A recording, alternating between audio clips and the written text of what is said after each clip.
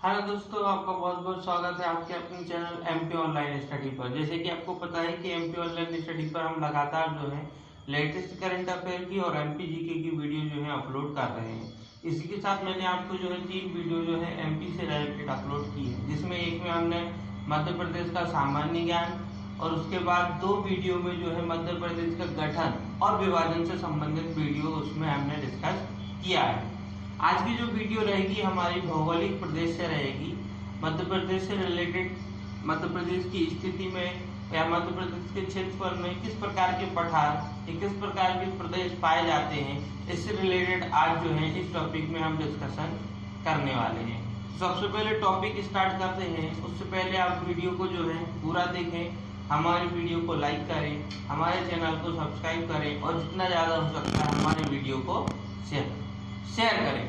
इसके साथ दोस्तों आज की जो वीडियो है वो हम स्टार्ट करते हैं। तो सबसे पहले मैं आपको बताता हूँ, जैसे कि ये हमारा जो आज का टॉपिक है वो टॉपिक है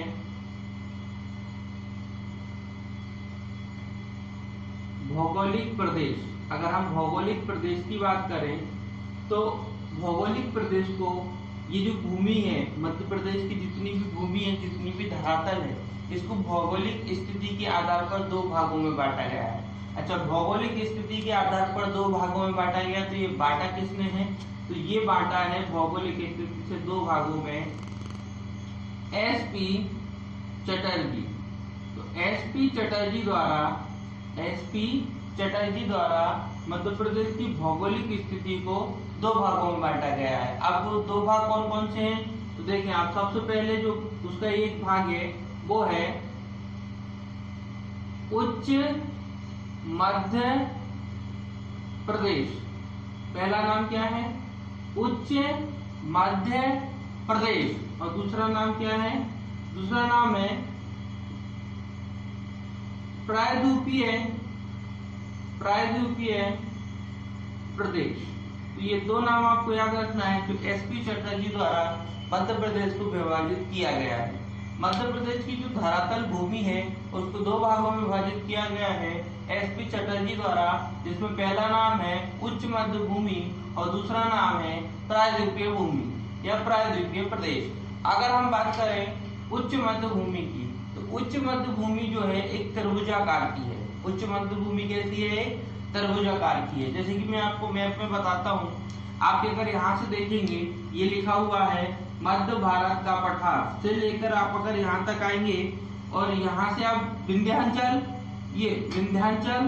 प्रदेश यहाँ तक जाएंगे और फिर ये यहाँ तक, ये जो आकृति आपको दिख रही है नर्मदा घाटी के उत्तर से, ये जो नर्मदा घाटी लिखा हुआ है इसके उत्तर से लेकर, है ना, या ये बोल सकते हैं हम मध्य भारत प्रदेश के दक्षिण मालवा का पठार, नर्मदा घाटी, विंध्याचल प्रदेश, ये पूरा जो क्षेत्र है, ये वाला जो पूरा क्षेत्र है ये है उच्च मध्य प्रदेश। अच्छा, ये जो उच्च मध्य प्रदेश है आप देख सकते हैं आपको कैसा दिखाई दे रहा है, ये त्रिभुजाकार का। नीचे की बात नहीं हो रही है ना, ये तो अपना प्रायद्वीपीय प्रदेश है, ये प्रायद्वीपीय प्रदेश है, ये है आपका उच्च मध्य प्रदेश। ये तो इसको त्रिभुजाकार के रूप में भी जाना जाता है। किसको? उच्च मध्य प्रदेश को त्रिभुजाकार के रूप में भी जाना जाता है। और नीचे वाला जो क्षेत्र है नर्मदा घाटी के पूरे नीचे वाला क्षेत्र, जितना नीचे दिख रहा है आपको नर्मदा घाटी के, ये कौन सा हो जाएगा? ये हो जाएगा आपका प्रायद्वीपीय प्रदेश। तो सबसे पहले हम बात करते हैं उच्च मध्य प्रदेश की। सबसे पहले हम बात करते हैं उच्च मध्य प्रदेश की। अगर आप देखोगे तो उच्च मध्य प्रदेश को कितने भागों में बांटा गया है, यहाँ पे बहुत सारे मैं आपको बताता जाऊंगा। सबसे पहले यहाँ लिखा है मालवा का पठार। सबसे पहले क्या हो जाएगा? मालवा का पठार। तो सबसे पहले क्या आ जाएगा आपका? मालवा का पठार। मैं आपको अभी इसके जिले भी बता दूंगा, इसका क्षेत्र भी बता दूंगा, पहले हम इसके नाम लिख लेते हैं। तो मालवा का पठार पहला हो जाएगा। दूसरा हो जाएगा मध्य भारत का पठार, मध्य भारत का पठार, ये 2 हो गया। तीसरा हो जाएगा आपका बुंदेलखंड उच्च भूमि, बुंदेलखंड उच्च भूमि, और उसके बाद हो जाएगा रीवा पन्ना का पठार। फोर्थ हो जाएगा रीवा पन्ना का पठार, और फिर हो जाएगा फिफ्थ विंध्याचल श्रेणी भी बोल सकते हैं हम, प्रदेश भी बोल सकते हैं, विंध्याचल प्रदेश या फिर विंध्याचल श्रेणी। और इसके बाद हो जाएगा नर्मदा सोन घाटी, जो कि इंपॉर्टेंट भी है। ये हो जाएंगे आपके इतने प्रकार, या उच्च मध्य प्रदेश के ये इतने भाग हो जाएंगे। उच्च मध्य प्रदेश को, ये मैंने आपको बताया, ये पूरा क्षेत्र उच्च मध्य प्रदेश का है, त्रिभुजाकार का ये वाला, इसको हमने इन भागों में बांटा हुआ है। फिर हम बात करते हैं प्रायद्वीपीय। अगर हम बात करें प्रायद्वीपीय प्रदेश की, सेकंड हो जाएगा अपना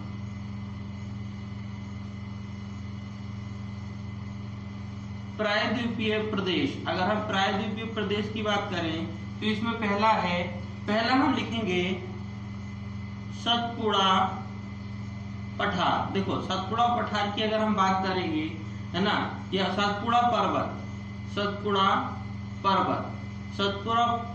ये जो सतपुड़ा का पर्वत है, ये वाला क्षेत्र है, ये नर्मदा घाटी या सोन घाटी की जो निचला क्षेत्र है, नीचे का दक्षिण का पूरा क्षेत्र, ये कहलाएगा आपका कौन सा, सतपुड़ा पर्वत। उसको भी कई भागों में बांटा गया है, वो भी हम अभी डिस्कस करेंगे। उसके बाद और क्या आता है इसमें दूसरा आता है, ये लिखा हुआ है बघेलखंड पठार, बघेलखंड पठार, तो ये इसमें आ जाता है। अब आपको इसमें करना क्या है, आपको जो है नॉर्मली मैं आपको बताने वाला हूँ, टॉपिक में यहाँ लिख चुका हूँ जो है ना, उसके क्षेत्र मैंने लिख दिया है। अब मैं आपको एरिया बता देता हूँ, जिले के नाम बता देता हूँ। जैसे कि आप देखोगे सबसे पहले लिखा हुआ है उच्च मध्य प्रदेश। उच्च मध्य प्रदेश की जो प्रकार है, सबसे पहले मालवा का पठार। ये क्षेत्र आप देख रहे हैं यहाँ से गुना अशोकनगर से अगर आप स्टार्ट करते हैं तो आपका ये धार अलीराजपुर, है ना, यहाँ तक आपका आता है, ये ना, ये मंदसौर हो गया, तो ये आपका हो गया गुना अशोकनगर, मंदसौर, अलीराजपुर, झाबुआ, धार, तो ये इंदौर हो गया, उज्जैन हो गया, ये सारे इसके अंतर्गत जो आ जाएंगे। थोड़ा सा आपका यहाँ पे आप देखोगे तो होशंगाबाद आ जाएगा, थोड़ा सा क्षेत्र होशंगाबाद का आ जाएगा। ये पूरा क्षेत्र आपका क्या कहलाता है, मालवा का पठार, है ना। यहाँ काली मिट्टी अधिक मात्रा में पाई जाती है, यहाँ पर काली मिट्टी अधिक मात्रा में पाई जाती है। तो यहाँ पर जो है कपास की जो है कपास की फसल अच्छी मात्रा में होती है ना, क्योंकि यहाँ काली मिट्टी पाई जाती है। तो आप याद रखना कि मालवा का पठार, ये जो क्षेत्र याद रखना है आपको, और यहाँ पे याद रखना है आपको कपास की खेती अधिक होती है। फिर बात करते हैं सेकंड लिखा हुआ है मध्य भारत का पठार। ये देखें आप ऊपर, ये पूरा का पूरा क्या है आपका, मध्य भारत का पठार। ये जो मध्य भारत का पठार है, जैसे कि भिंड हो गया, मुरैना हो गया, ग्वालियर हो गया, शिवपुरी हो गया, दतिया हो गया, ये पूरा का पूरा क्षेत्र आपका क्या कहलाता है, मध्य भारत का पठार। और यहाँ पर आपको जलोढ़ मिट्टी पाई जाएगी। कौन सी मिट्टी पाई जाती है यहाँ पर, जलोढ़ मिट्टी, है ना, जो बहकर आ जाती है ना पानी के साथ और लगातार परतें बनाती जाती है, वो जलोढ़ मिट्टी कहलाती है। तो मैंने आपको पहले भी बताया था कि जो मिट्टी पानी के बहाव के कारण बहकर आती है, वो लगातार जमती जाती है और परत का निर्माण करती जाती है, जिसके कारण जो है मिट्टी जो है परत दर परत बिछती जाती है, और वो जो मिट्टी का निर्माण होता है वो होती है आपकी जलोढ़ मिट्टी। तो आप देखेंगे ये मध्य भारत का पठार, यहाँ पूरे क्षेत्र में आपको जलोढ़ मिट्टी प्राप्त हो जाएगी। तो ये जलोढ़ मिट्टी हो जाएगी। इसके बाद थर्ड लिखा है बुंदेलखंड उच्च भूमि। तो बुंदेलखंड उच्च भूमि की, अच्छा इसका क्षेत्र मैंने आपको बता दिया, बुंदेलखंड उच्च भूमि। तो आप देखेंगे अगर बुंदेलखंड उच्च भूमि में, तो आपको दिखेगा कि बुंदेलखंड का जो क्षेत्र है, ये वाला जो क्षेत्र, थोड़ा सा दतिया भी आता है, यहाँ आपको दतिया मिलेगा, जो दतिया है, दतिया आ जाएगा, थोड़ा सा सागर आ जाएगा, टीकमगढ़, निवाड़ी, अभी जो नए जिले बना है ना निवाड़ी, टीकमगढ़ से अलग होकर, वो भी आपका इसी क्षेत्र में आ जाएगा। तो ये पूरे के पूरे क्षेत्र आपके किस में आ जाएंगे, ये आ जाएंगे बुंदेलखंड उच्च भूमि में। तो बुंदेलखंड का पूरा जो क्षेत्र है बुंदेलखंड उच्च भूमि में आ जाएगा। ये भी पर्वत पठार वाला क्षेत्र है, बुंदेलखंड जो है ये भी पर्वत पठार वाला क्षेत्र। ज्यादातर आपको यहाँ पर जो जितने भी जिले बसे हुए हैं वो पठार पर बसे हुए हैं, ऊंचे ऊंचे पठार है, वहां पर जिले बसे हुए हैं। अच्छा, उसके बाद आ जाता है अपना कौन सा, फिर आता है रीवा पन्ना का पठार।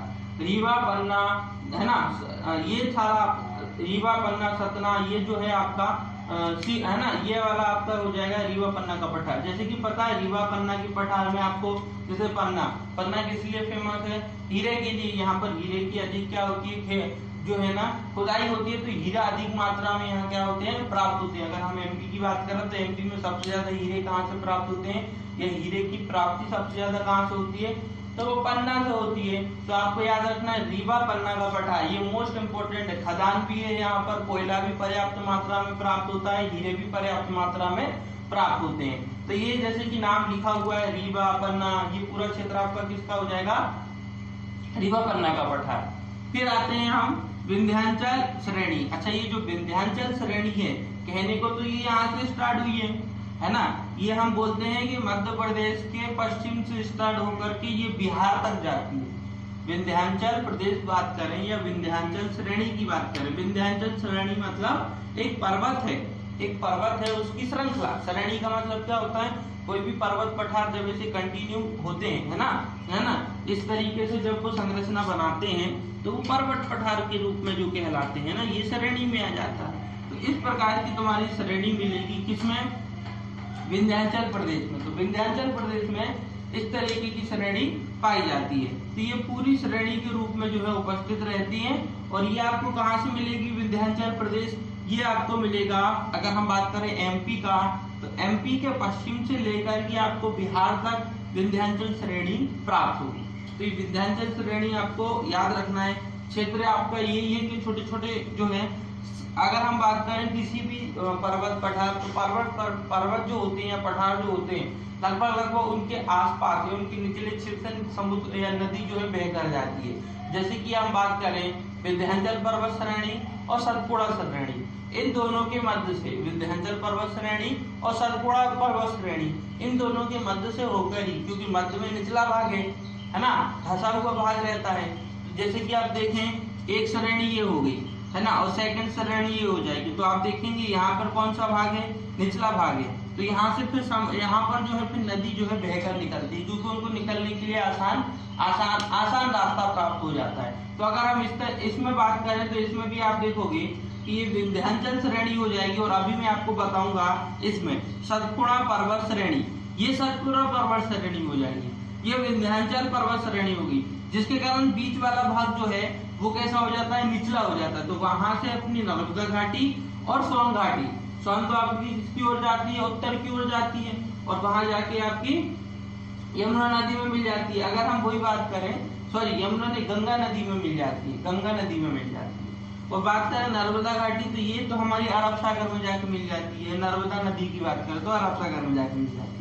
तो ये विंध्याचल प्रदेश आपको याद रखना है कि ये नर्मदा घाटी की आपको उत्तर में मिलेगा, नर्मदा घाटी के उत्तर में। और अगर हम बात करें सतपुड़ा पर्वत, तो ये नर्मदा घाटी के दक्षिण में मिलेगा। ठीक है, तो ये हो गया।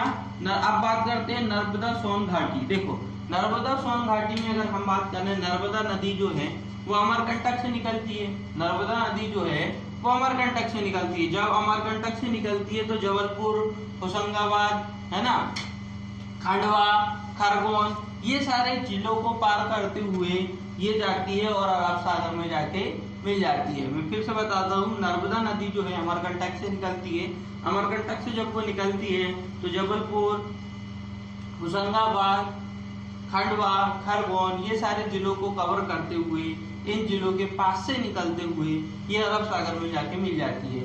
अच्छा, ये नर्मदा घाटी इसलिए बोला जाता है कि जब कोई नदी बहती है तो वो अपने साथ मिट्टी को बहाते हुए लेके चली जाती है। छोटे छोटे कंकड़, छोटे छोटे पत्थरों को अपने साथ बहाकर लेके चली जाती है, जिसके कारण जो है वहाँ का जो क्षेत्र है वो धंसता जाता है, जमीन कम होती जाती है, जिसके कारण वो घाटी के रूप में परिवर्तित हो जाता है ना। एक तरीके की क्या बन जाती है, वहाँ घाटी बन जाती है ना। लगातार मिट्टी बहकर जाएगी, लगातार मिट्टी बहती जाएगी, तो वो निचला भाग होता जाएगा, भाग बहुत धंसता जाएगा, जिसके कारण वो घाटी का निर्माण हो जाता है। तो नर्मदा नदी जो है अधिक मात्रा में मिट्टी, छोटे छोटे पत्थर, इनको बहाकर लेके जाती है, जिसके कारण हम बोल सकते हैं कि ये घाटी का निर्माण हो जाता है। तो ये नर्मदा घाटी आपकी अमरकंटक से स्टार्ट होगी और ये पूरी किसकी ओर, पश्चिम की ओर है ना, ये पश्चिम की ओर बहती हुई हमारे अरब सागर में जाके मिल जाती है। फिर बात करते हैं सोन घाटी की। तो जैसे कि अमरकंटक से नर्मदा नदी निकलती है, तो अमरकंटक के पास से सोन नदी निकलती है।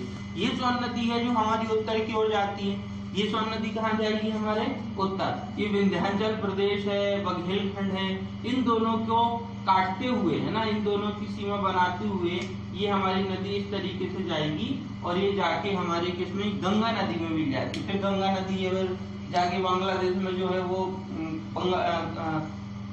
आपका जो है बंगाल की खाड़ी में गिर जाती है ना। बंगाल की खाड़ी में जैसे कि नर्मदा नदी गिर रही है अरब सागर में, वैसे ही जाके गंगा नदी भी बंगाल की खाड़ी में गिर जाती है, लेकिन सोन नदी जाके पहले गंगा में मिल जाती है ना। तो सोन नदी गंगा की सहायक नदी हो जाएगी। हाँ, इसके बाद बात करते हैं हमारा दूसरा पार्ट क्या था?